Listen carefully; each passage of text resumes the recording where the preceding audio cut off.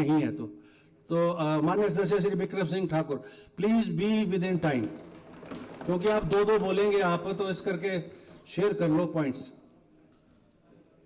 माननीय अध्यक्ष जी, माननीय राज्यपाल जी ने जो अभिभाषण दिया और उस पे भवानी जी ने धन्यवाद प्रस्ताव लाए, उस पे बोलने के लिए खड़ा हुआ हूं।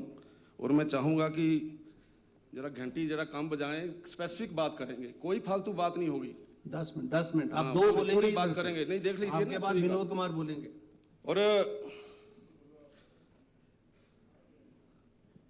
हमारी तरफ के लोग बोल रहे हैं हमने सारी किताब पढ़ी है, ये भी बोल रहे हैं किताब पढ़ी है। और बड़े मजे की बात है, माननीय मुख्यमंत्री जी चाय पीते पीते कई बार बोलते हैं, यार अभी मैंने मंत्री बनाने हैं 2। इतना गला फाड़ रहे हो आप लोग, झूठ बोल बोल के उन गारंटियों की आप बात कर रहे हो। मैं कहता हूं कसम खा के जाओ अपने अपने विधानसभा क्षेत्र में, जो भाषण देना, लोग डांग उठाएंगे। जो शब्द नहीं बोलना चाहता वो नहीं बोलूंगा, वो भी उठाएंगे। आप समझ गए होंगे मैं क्या बोलना चाहता हूं। लोग गारंटियों के नाम पे झूठ बोल बोल के, मैं कई बार बड़ा हैरान होता हूं कि माननीय मुख्यमंत्री जी, हम मैं इस तरफ जाते हैं तो ये यहाँ टनल है, टनल के ऊपर माननीय मुख्यमंत्री जी खड़े हैं ऐसे, 1500 दिया हर महिला को।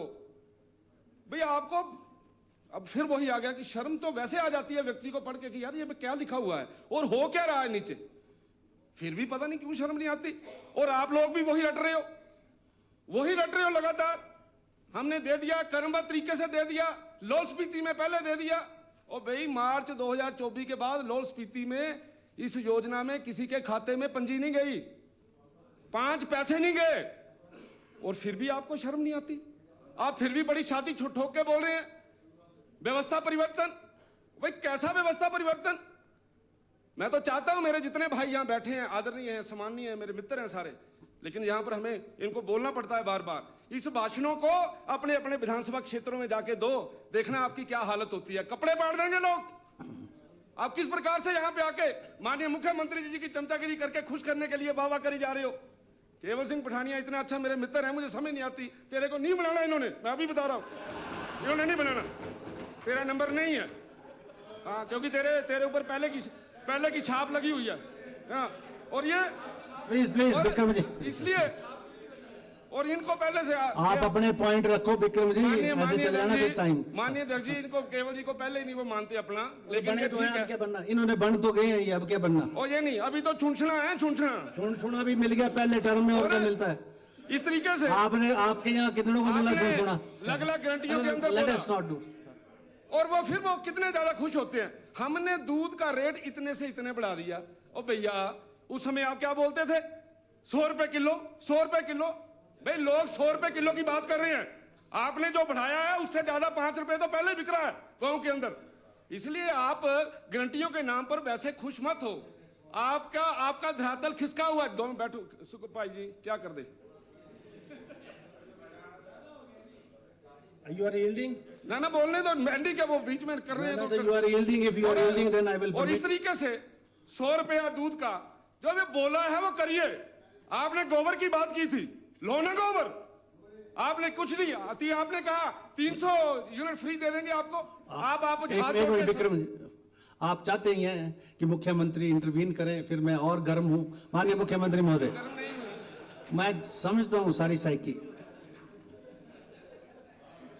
माननीय अध्यक्ष महोदय, माननीय सदस्य बड़े वरिष्ठ सदस्य रहे हैं और अच्छे मंत्री रहे हैं।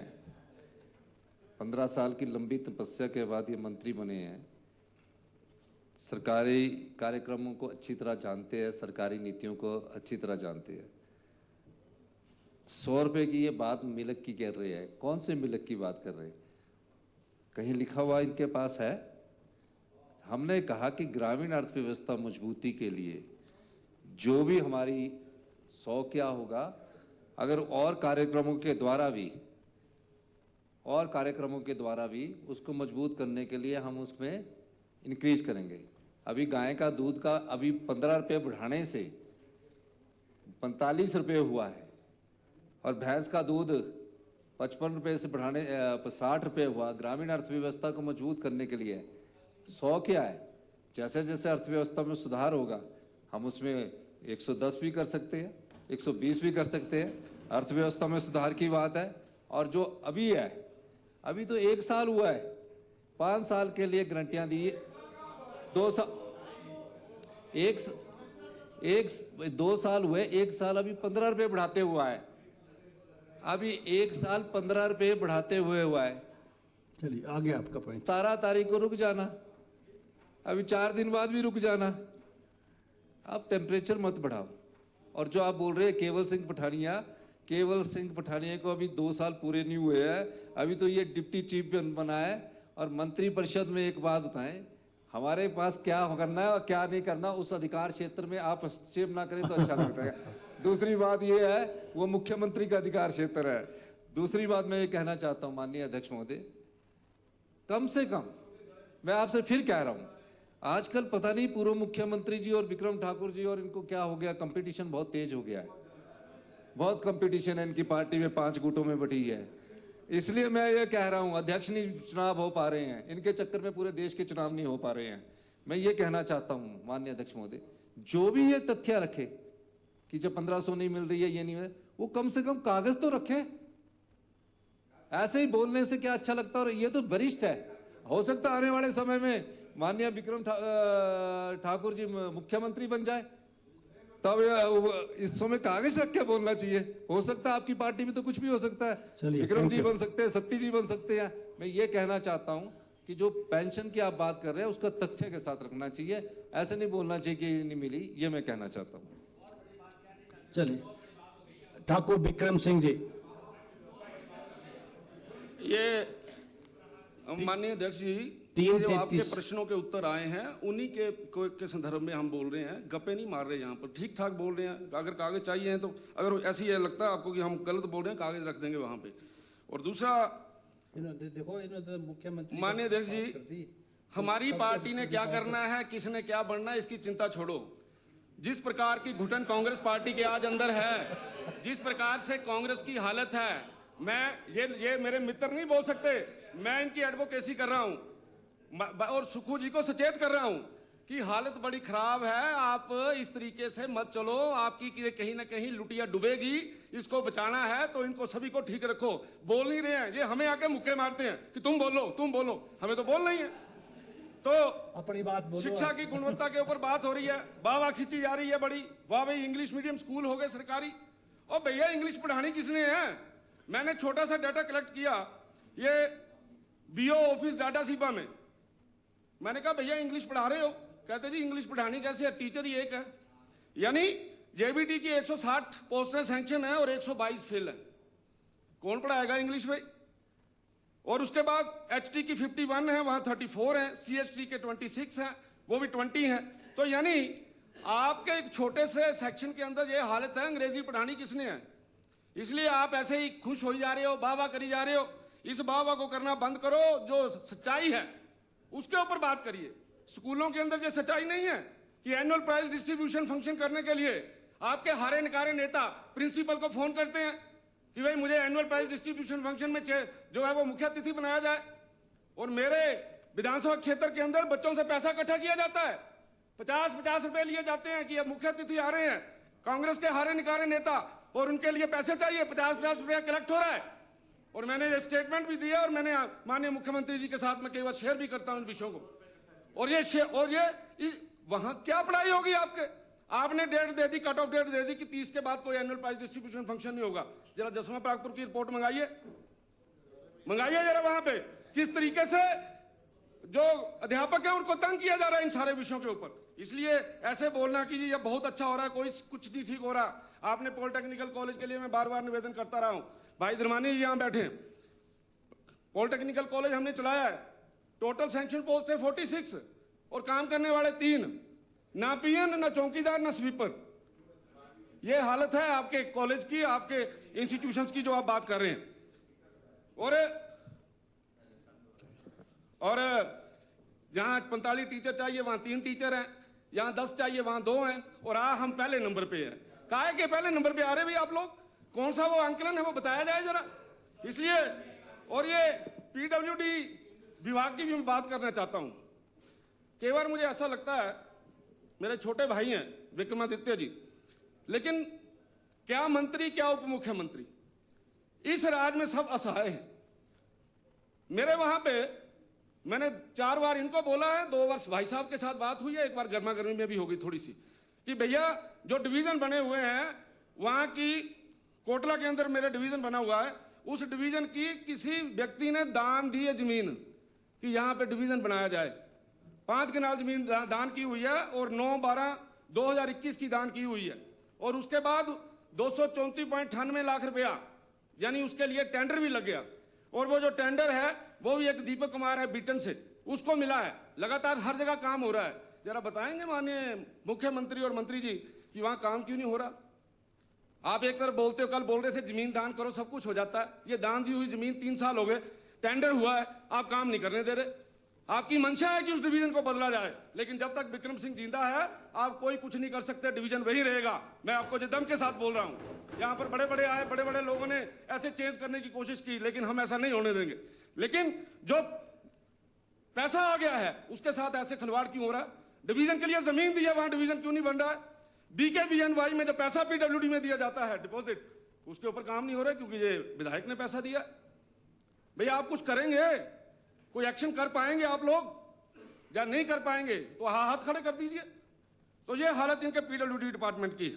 वहां पे अभी मेरे को पता लगा 2023-24 में शिलाई विधानसभा क्षेत्र में, शिलाई डिवीजन में श्री MR प्राशर और अजीब प्राशर, ये 2 लोग हैं, 40 टेंडर अंडर द टेबल दे दिए हैं। ये प्रूफ है मेरे पास। तो ये हालत आपके डिपार्टमेंट की है, जो भ्रष्टाचार किया है आपने। IPH और PWD में JE की पोस्टें समाप्त कर दी। अब आपने लिखा है instead of JE the department to outsource the services of the equal number of work inspectors. अब वर्क इंस्पेक्टर लगेंगे, नौजवान मित्र बैठे हैं नौकरियों की आस में, और लगेंगे कैसे? आउटसोर्स में। तो जब आउटसोर्स में लगेंगे तो वो पता ही है कैसे लगेंगे। भर्तियों के मामले में तो आप बड़े एक्सपर्ट हैं, वो तो सारा पता लग रहा है क्या क्या हो रहा है यहाँ पे। तो ये इस प्रकार से क्यों हो रहा है? और कंसर्न मिनिस्टर चुप क्यों है? क्या वो नहीं चाहते कि आपके गांव का नौजवान वो किसी ना किसी तरीके से कमीशन क्वालिफाई करके, बोर्ड का सबऑर्डिनेट सर्विस क्वालिफाई करके पक्का लगे?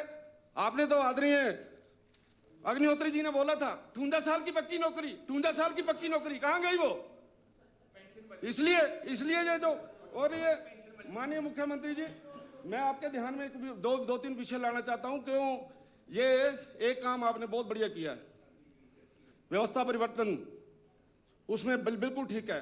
लेकिन दुख होता है, अच्छी चीज के लिए हमें लोग याद करें तो अच्छा लगेगा, लेकिन आज तक लगा रहे हैं, जी न्यूज लगा रहे हैं, सुखविंदर सिंह सुक्खू जी की फोटो आ रही है, क्या बात है कि समोसे की जांच हो रही है। आप वो काम क्यों करते हो जिसके कारण से बाद में आपको यू टर्न करना पड़ता है? ये इतनी नोटिफिकेशंस हैं, इन सब नोटिफिकेशन में आप लोगों ने जग हंसाई करवाई हुई है। अब पता नहीं कहां से ये अगर जादू कराना जी मैंने स्कूलों में, और जेड़ा पैसा आना उसमें से 30% मुख्यमंत्री राहत कोष में डालना। भाई ऐसा काम क्यों कर रहे हो आप? फिर आपकी स्टेटमेंट आ रही है कि हम उसको वापस ले रहे हैं। आप वो क्यों करते हैं? और अगर आप लोगों ने मंदिरों से पैसा लेने की बात कही है तो मुकरने वाली बात क्या है? वो हमने कहा है, क्यों डर रहे हो? ये नोटिफिकेशन है आपकी, और इस नोटिफिकेशन में बिल्कुल क्लियर कट लिखा है कि आप लोगों ने पैसा मांगा है। और ये इस प्रकार से, प्लीज भाई बीच में पंगे मत लो, मैं इधर कोई हो जाऊंगा ज्वाला जी की तरफ, चुप करो। और सीवरेज चार्जेस, सीवरेज चार्जेस का 25 रुपए के लिए करवा दिया। इसी तरीके से ये सारी की सारी नोटिफिकेशंस, ये ऐसा क्या कह रहे हैं, क्या कह रहे हैं सर? कुछ बोल रहे हैं बीच में।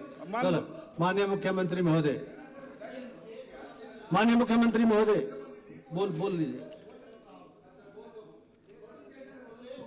क्या करना है नोटिफिकेशन को?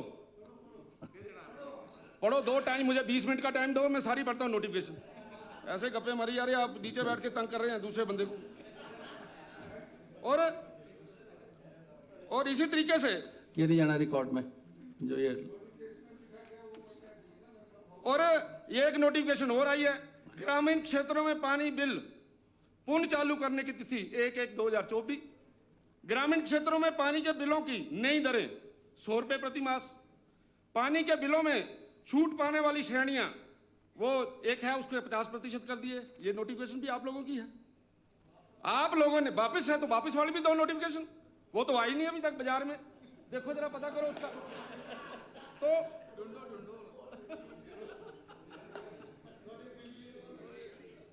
और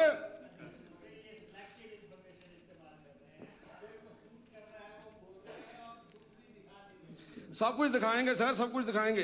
आदर्श स्वास्थ्य संस्थान चिल्ला चिल्ला के बोल रहे पठानिया जी। ओ भैया कौन सा आदर्श स्वास्थ्य संस्थान है? किसी कंस्टिट्यूंसी में तो बता दो कि कहां पे लगी है सिटी स्कैन, कहां पे आपके स्पेशलिस्ट आप लोगों ने भेज दिए, कहां आपकी MRI है, कहां पर आप जो बोल रहे हो 134 प्रकार के लैब टेस्ट। ओ भाई बताओ तो सही, इतना झूठ बोलते हो, इतना झूठ बोलते हो, हद कर दी है झूठ बोलने की। इतना बुरा हाल नहीं देखा, मेरे को भी 27 साल हो गए राजनीति के अंदर, इतना झूठ बोलते हो। और कर्नल साहब ने क्या बोलना, उन्होंने कहा बेचारों का छोड़ो, निकल जाना। और CHC डाटा सीपा में प्लीज आप पहले मत करिए। CHC डाटा सीपा में 12 मिनट हो गए। 12 MO चाहिए, 5 MO है। ये आदर्श स्वास्थ्य संस्थान का नाम दिया हुआ डाटा सीपा का। 6 स्पेशलाइज्ड डॉक्टर देने हैं, वो नहीं दिए। एक अंथीसिया का भेज दिया परसों चौथ। भाई वो क्या करना हमने, जब वहां है ही कुछ नहीं। अंथीसिया का क्या करना, बंदे मारने हैं वहां पे। और ये और जितने अल्ट्रासाउंड के लिए वहां टेक्नीशियन नहीं है। प्लीज अल्ट्रासाउंड माननीय अध्यक्ष जी जब मंत्री था तब हमने इंडस्ट्रियलिस्टों से मांग के वहां पे लगाई थी, इनके पास टेक्नीशियन देने के लिए नहीं है। और इसी तरीके का हाल इनका इंडस्ट्री का है। इंडस्ट्री के अंदर भी ये कह रहे हैं जी, अभी जवाब आ रहा था जी कि इंडस्ट्री जा नहीं रही, कहीं भी इंडस्ट्री यही है।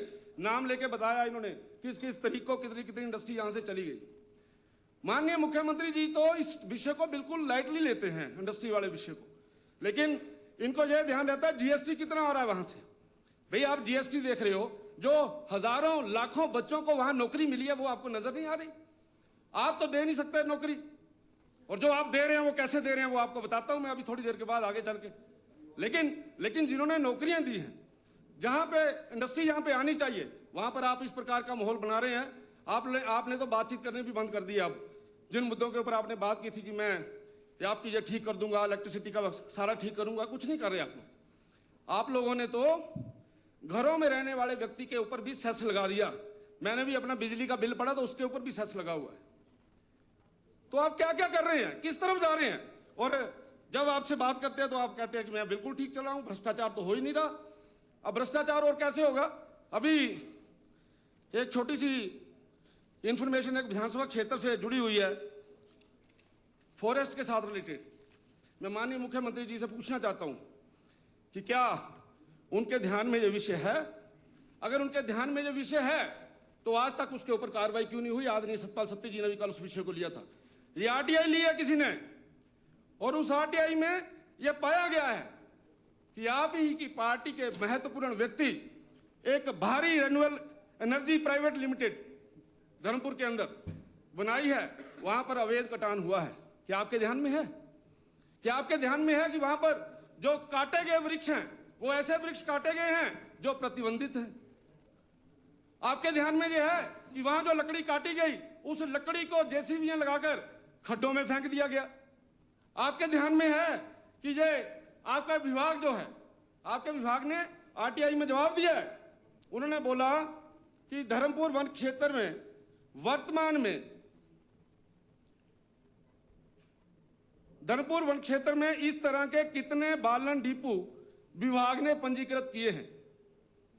उन्होंने जवाब दिया ऐसा कोई डिपो नहीं है। और यह इतना संगीन मामला है और आप इसके बारे में कुछ नहीं कर रहे। मैं नहीं तो आपकी रोज स्टेटमेंटें पढ़ता हूं, मैं ये कर दूंगा वो कर दूंगा, सिर्फ 2 मिनट। और ये इतना बड़ा काम हुआ है, इसमें आपने आज तक किसी को सस्पेंड नहीं किया, आपने कोई इंक्वायरी नहीं की। इसमें आपका क्या इंटरेस्ट है? ये बताया जाए जिस समय आप अपना भाषण देंगे, सुनेंगे फिर हम यहां बैठ के कि आप इसके ऊपर एक्शन क्यों नहीं कर रहे। और आज आपकी एब्सेंस में एक मामला और बड़ा गंभीर आया था। मैं ये चाहता हूं वो मामला गंभीर है, उसके ऊपर आपको करना चाहिए। इन्होंने जवाब दिया है वैसे, और मैं एक बार फिर दोहराना चाहता हूं कि चुनाव के दिनों में जिस प्रकार की ट्रांजैक्शन बैंक और महिला मंडलों में हुई है, कृपा करके उसकी जांच करवाइए। आपके ऊपर उंगली नहीं आनी चाहिए। अगर आपके ऊपर उंगली आ रही है तो वो हमारे ऊपर उंगली आ रही है। इसलिए ऐसा काम मत करो जिसके कारण बदनामी हो। अगर बैंक टू बैंक नहीं है, जो आपने जो किया है ना, जो ठीक नहीं किया, और इसको ठीक करिए, ये डिटेल थी। और माननीय मुख्यमंत्री महोदय, माननीय अध्यक्ष महोदय, मैं एक और बात आपके ध्यान में लाना चाहता हूं कि मेरे विधानसभा क्षेत्र के अंदर ये जो काम चले हुए, मैंने सारी बातें यहां पर खड़े होकर बोली हैं, अब दोबारा बोलनी पड़ रही हैं। आपके वहां के नेता टेंडर लेने के लिए 10% लेते हैं। आपने उसकी इंक्वायरी करवाई? मैंने आपको बोला, अभी यहां पर बोल रहा हूं, लिख के क्यों दूंगा मैं, इतने के बीच में बोल रहा हूं, क्यों नहीं करवा रहे आप इंक्वायरी? और आपके नेता वहां पर इस प्रकार का काम करते हैं। ये देखिए, आपने कोई मुख्यमंत्री राहत कोष में उनको पैसे दिए, चेक बांटे हैं, उनको एडवाइस करिए। और एडवाइस करना चाहिए कि यार 6 बजे के बाद आप कुछ भी लिखा मत करो। 6 बजे के बाद उनकी तबीयत खराब हो जाती है। क्या लिखा इसमें? इसमें लिखा है आज डाटा सीबा में मुख्यमंत्री राहत कोष से जरूरतमंद बैंकों को चेक भेंट किए गए। मुख्यमंत्री मोदी जी का दिल की गहराइयों से धन्यवाद। ये हाँ, फेसबुक का 6 बजे के बाद उनको एडवाइस कर दो ना। आपका बड़ा प्रेम है, कोई बात उनको बोलो यार 6 बजे के बाद मत लिखा कर, मेरी बेइज्जती होती है। और हाँ जी, नहीं ना, मैं आपकी पार्टी में भी सुधार करना चाहता हूं। ऐसा नहीं है, ऐसा नहीं है। नो, अच्छे लोग लाओ, बढ़िया बढ़िया बंदे लाओ। माननीय